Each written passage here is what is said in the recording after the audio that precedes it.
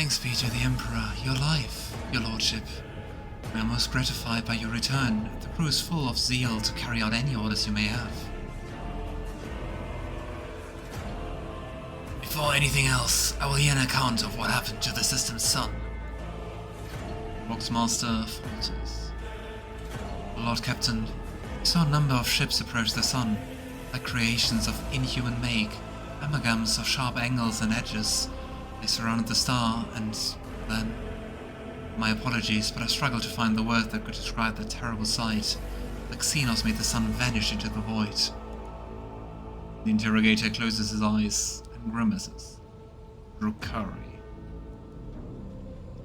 See Abelard's expression change, as if a shadow has suddenly fallen over him. He rubs his temple warily. As if we didn't have enough troubles on our hands already. Xenos succeeded. The Xenos, enemies of humanity. Heinrix nods. Breed of the Eldari, the most cruel and devious of their kind. The design of the ship matches the description provided by the Voxmaster. Like all Xenos, the Rukari are blight on the face of the galaxy. Their technological superiority is indisputable. They abhor and fear warp sorcery. This is why they rely on creations of their twisted intellects. Many of those creations are capable of things that may seem akin to sorcery to the unenlightened eye. The theft of a sun is only one example to what they are capable of. So I guess because of their shared history with Slaanesh, they fear the warp and everything connected to it. Makes sense. So, are the Xenos in league with Aurora's cultists? You can rule out that possibility. Rukari would never ally themselves with the archenemy's worshippers. If they had to name one thing that humanity and the Xenos have in common, would be a shared loathing for warp corruption. But was it just odd timing? I think so. Heinrix glances around. The situation calls for immediate action, Edward. We can continue this conversation later if you so wish, but right now, justice at the deck teeming with tumultuous activity. I believe you should assume command. Alright, so what is the current situation on board? The Navigator's sanctum is no longer empty. The warp engine is still refusing to obey the engine seers. Without it, we cannot perform a warp jump. His voice buzzes anxiously from his box. Maybe angry, or perhaps it's lamenting the injuries it suffered. We'll immediately initiate the preparations for prayer service. The Omnissiah grants me comprehension. I will appease the machine spirit of this vessel. So, why did you not send a shuttle to the planet for me? I do apologize, your lordship, but we were unable to receive your request for evacuation. The Voxlink was overrun with vile interference, screams, blasphemous hymns, and other equally sinister noises. Any who listened to the interference for a protracted period lost their sanity. Several dozen operators went mad monitoring the Voxcaster in hope of hearing your voice. Each one of them waited in vain. I mean, quite smart to just almost completely cut communication. But annoying.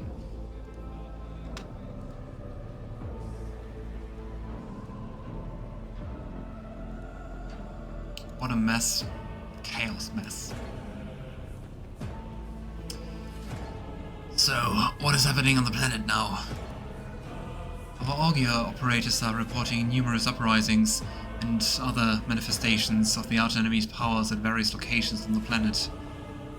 Based on the fragments of communications picked up by our Vox operators, there's practically no resistance being offered by the Governor's forces. Millions of people are converting to the blasphemous Final Dawn cult en masse, assembling in prayer circles. But what do they hope of achieving? They're probably just desperate. But well, stupid. And that's more to do with where they live. They live in a city in a webway, which is, the Rukari. The webway, which is a tunnel and warp, meaning you don't want to attract attention to you. Yeah, makes sense. So, do we have any hope of retaking the planet? I fear that Rykad Minoris is lost. The situation is deteriorating by the minute. We must leave the system as soon as possible. However, there are still people on the planet who have not succumbed to heresy and who are worthy of rescue. Besides the small number of our own shuttles, we also have the shuttles salvaged from the starport. And so I think this is the point where we might have liked one more shuttle. The dark eyes of the Sister of Battle, Flesh. We must save as many as we can. This has all happened for a reason. Saint Argenta, whose name I carry with reverence and trepidation, is famed for saving the people of a dying world through the power of prayer. The God Emperor himself sent a star from the heavens that lifted the saint and her followers up to the sky, away from corruption and death. We must do as she did, direct all our efforts to saving the people who, at this moment, look to the heavens in hope of salvation. Interesting. I mean, there are moments where Argenta kind of breaks at least a little bit the old dogmatic approach and sounds a little bit more iconoclast, right? Two sides. The lives of peasants are of little value. Our prime objective is to save the holy relic, the miraculous fusion reactor, and the electro-priests who guard and tend to it. Kill the planet? If we can save people, we will do that, Alistair. Abelard furrows his brows. Every moment we spend in proximity to a dying world, we are putting ourselves at risk. Your life, Lord Captain, is far more valuable than all of Rykad Minoris. The Von Valencia's dynasty cannot be allowed to perish. And so, lamentable though it is, we must rule out the idea of any evacuation. It's interesting because officially Abelard is iconoclast. Oh well. Heinrix's eyes, like two deep, dark pools, resolutely fixed on you. The world is doomed, and its inhabitants along with it. The disappearance of the star was the final nudge towards death, the finale of the cult of the Final Dawn's plans. Once witnessed a similar event, a world that had surrendered to the servants of the archenemy, permitted corruption to enter too deep. At this moment, millions of people are bowing down before those who promise them salvation, and they are willing to give over their souls to chaos. Sacrifice great enough to bring forth a demon world. But I want to help them. I at least want to try it. Our only hope of stopping this process is to retreat to safe distance from the planet, conduct targeted bombing of the Electropriest Monastery. If we blow up the reactor, a thermonuclear reaction will follow. The world's oxygen will evaporate, killing off the entire biosphere. In doing this, we will save millions of souls from a fate far worse than death. We will save Rykad Minoris from becoming an outpost of the archenemy. Oh boy. Oh boy.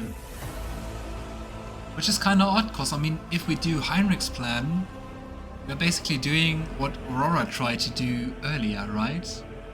Blowing up the monastery. Whatever fate you choose for this world, I urge you to make haste, Lord Captain. The planet is burning in raging flashes of crimson and purple. I can see it even from the orbit. As do I see that the storm is already upon us. With every moment that we waste, it grows ever more difficult and perilous to steer the ship through the warp's turbulent currents. I'm with the lady on this. Enough talking, we need to get out of here while we still can. Something lurking in the depths of your consciousness bristles at the passing thought of saving people. A spike of horror you feel takes your breath away. It is as if you are planning to steal the prey of a mighty predator. The planet is already wrapped in a thread stretching out from the warp. It deserves to have a new master. But I mean, spiting whatever's in our head, which is definitely something demonic, sounds good. So, yeah, dogmatic would be to just destroy the planet. We're going to help people and hope it won't be too bad of a decision.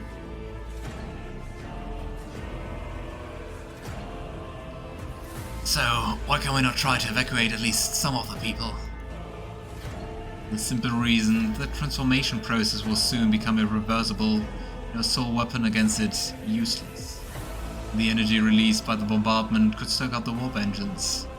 We've never witnessed that aftermath of bombing a demon world before, but there's enough evidence of such attempts for me to say with confidence that you do not want to see it. Alright, so which of the planet's inhabitants can we evacuate? The nobles you rescued at the starport have given the coordinates of shelters where we can find surviving aristocrats and their families. As for Sergeant Magos' troops, they will help control the crowds of frightened commoners and prevent the shuttles from being overloaded. Thanks to you, we have salvaged many shuttles from the starport that we can now use. Okay, so maybe we won a little bit.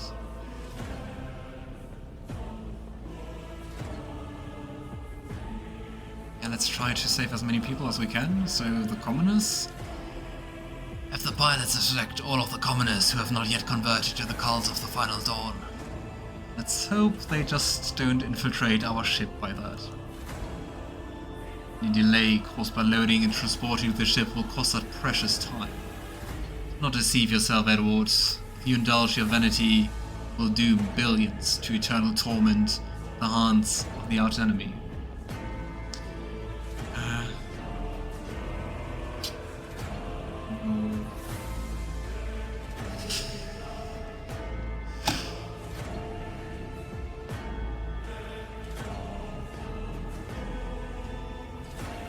You know, Heinrix, I must do as I see fit.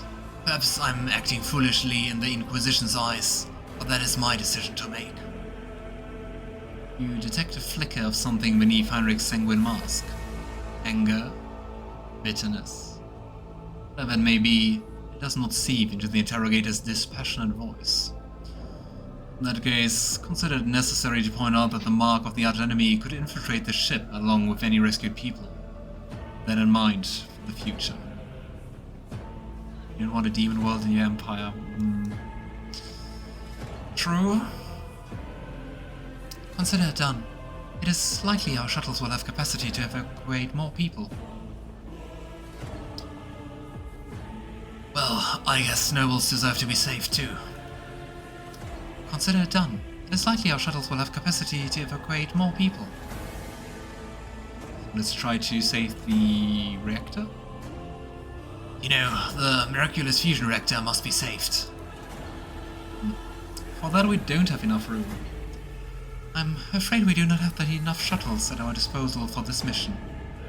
Transporting the relic will require greater resources than evacuating the people. Okay, let's see. That's it. There's nothing else on this planet to save. Should have listened to me, rogue trader. We will all have to pay for this mistake. Kinda sounds like what you said, Alistair. The bridge is in upheaval. The Technomat's prayers mix together in a senseless cacophony where servitors work hastily to remove the hardened crust of sacred unguents from the warp engine's components. In the middle of all this tumult stands Pasqal, with a data slide clutched into his hand, seemingly disconnected from the flurry of activity around him.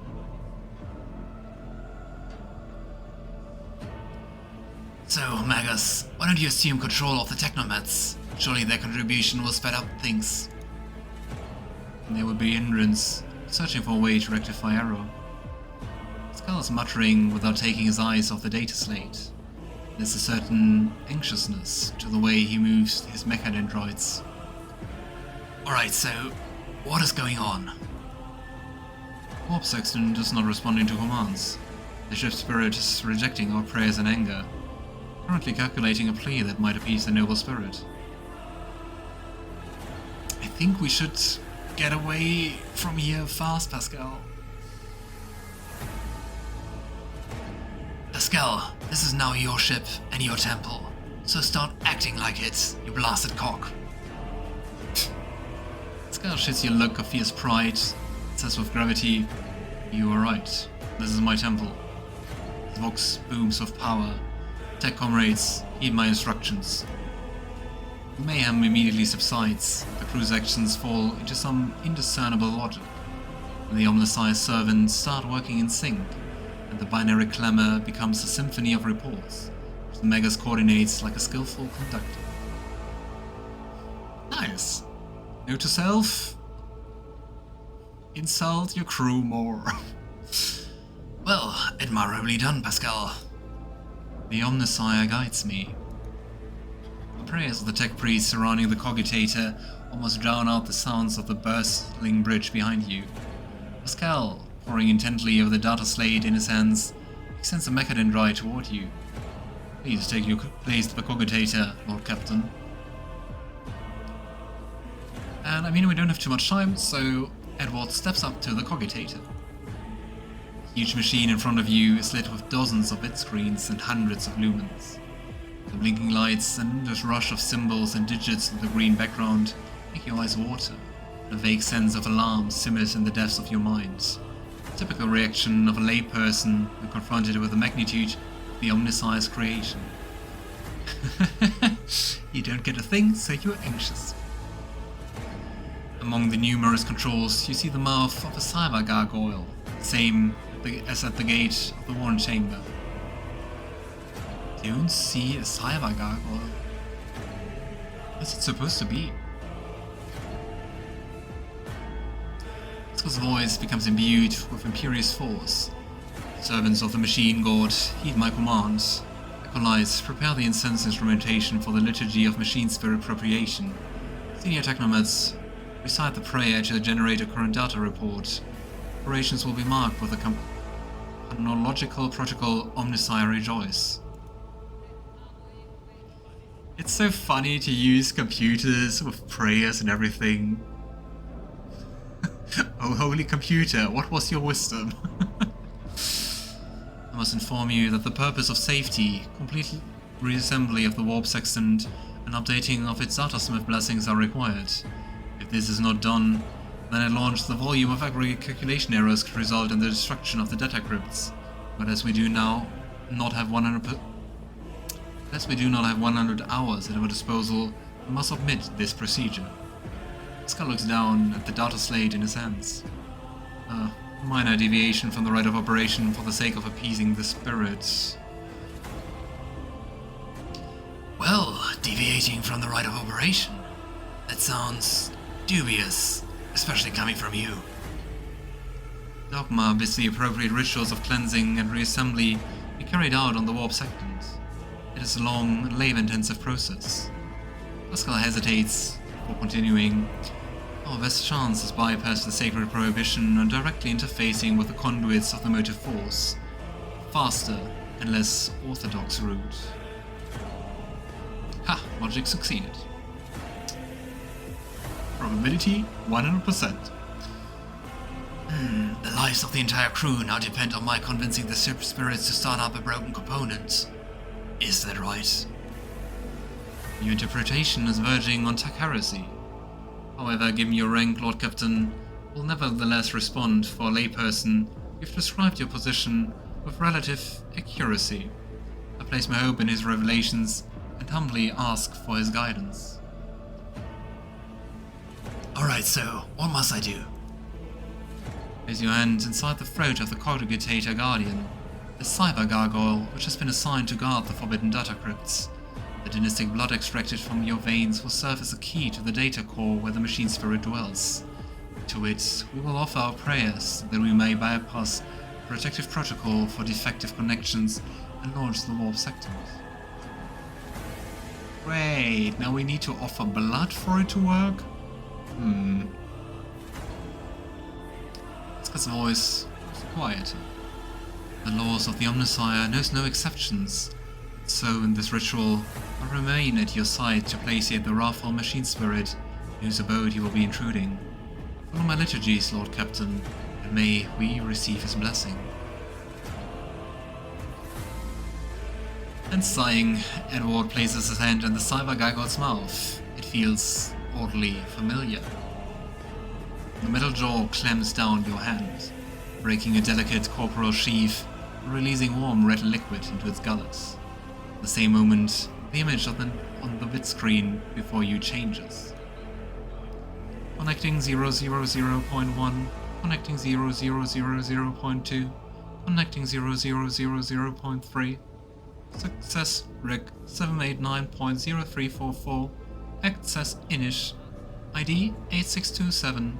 Nomos Operate Respect Act. It's so lovely. I just still love the idea of not understanding code and then just doing some weird rituals to get it to work.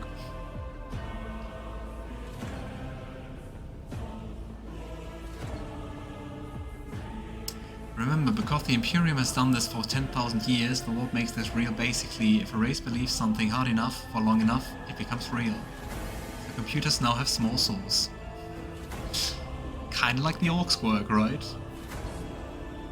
But for me, it sounds more like they just don't understand how it works, so I have their rituals because they know if I do this, this is going to work. It's not like they don't understand how it works or why it works, but more like what to do to get it to work, right?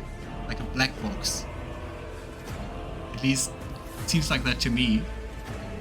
But maybe I'm too influenced by my friends who do computer science and are like, why is this code working? Or why is this code not working?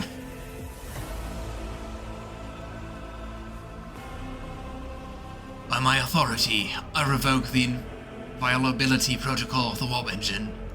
Let's see if this is going to work.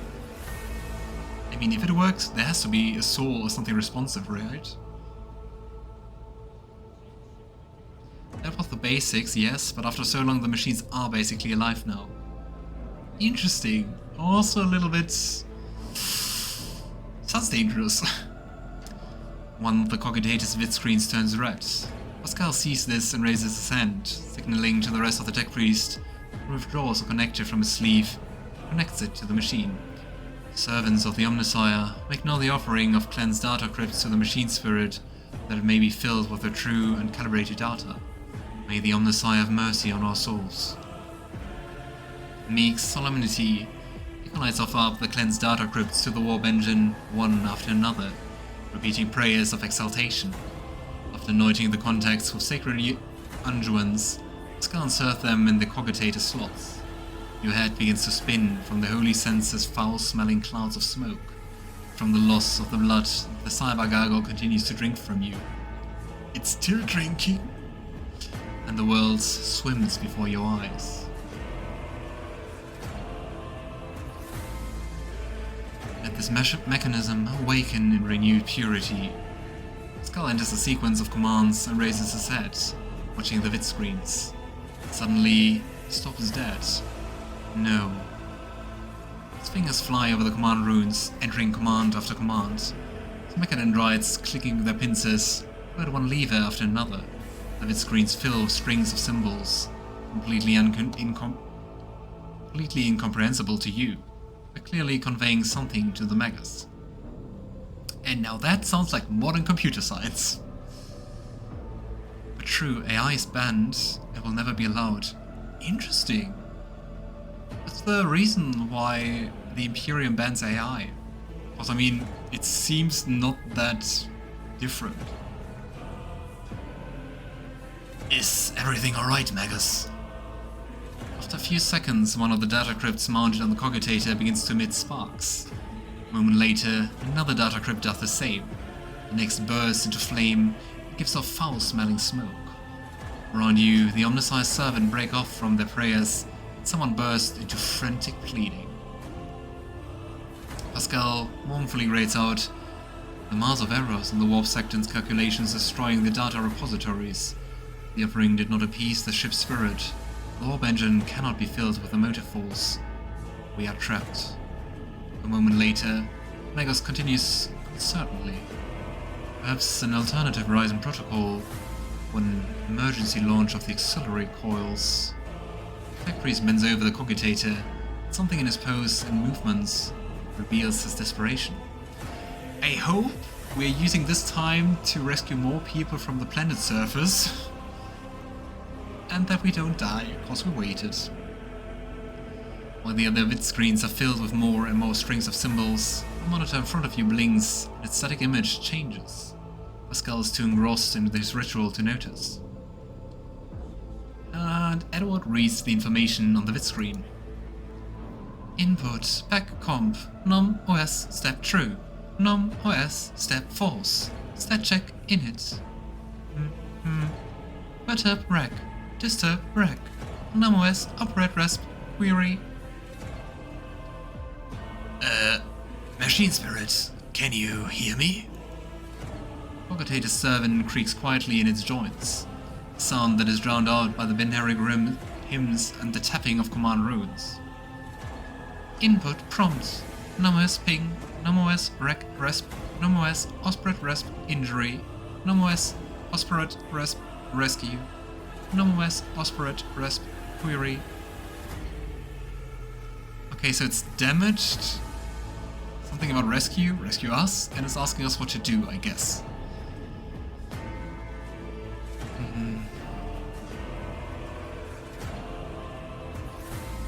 Wonder if there's any connection to our first contact with the Warren Center now. Because I mean, it was kind of similar. Yeah, it was less cryptic than that. Use this pile of scrap.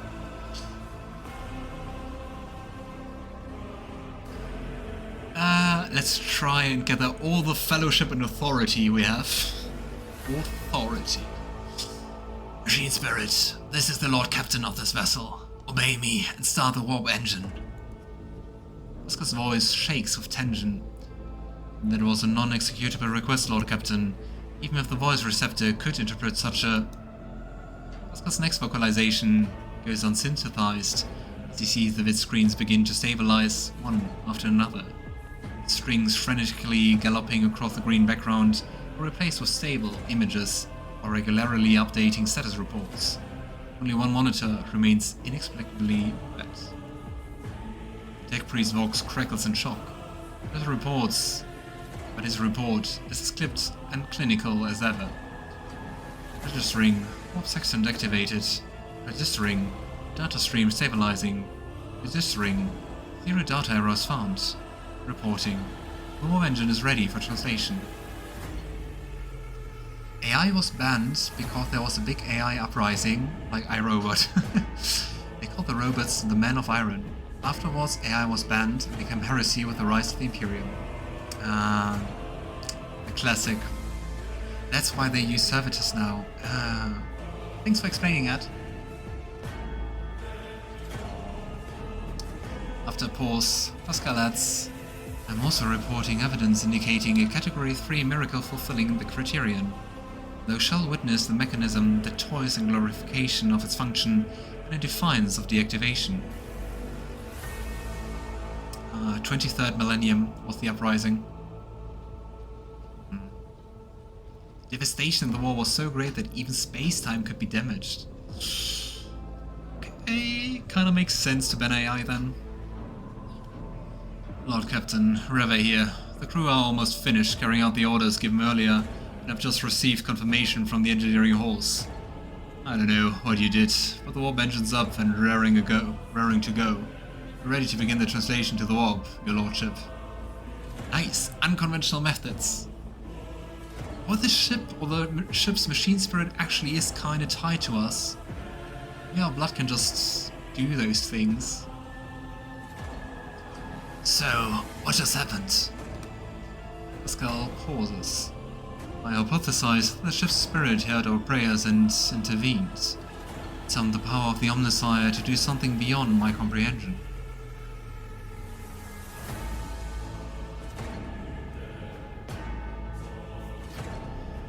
You know, I know little of the Omnissiah's sacred machines, but what I saw on the screen looked strange. Non-standard input of information lost in the data core. Servitors used as data conduits are not always fully lobotomized. Fragments of their thoughts can appear even in pure code. Pasqal falls silent, immersed in thought.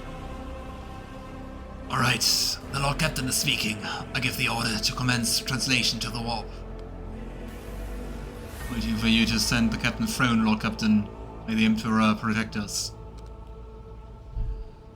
We made it!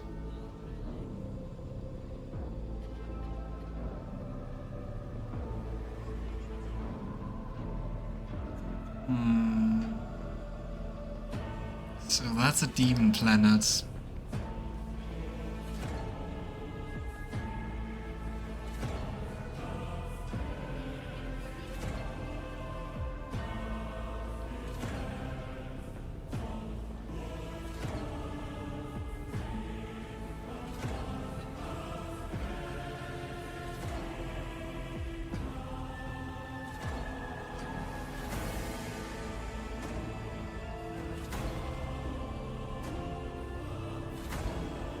Oh well, what you can't see can't hurt you. Demon worlds are very bad news. We'll probably hear from them again.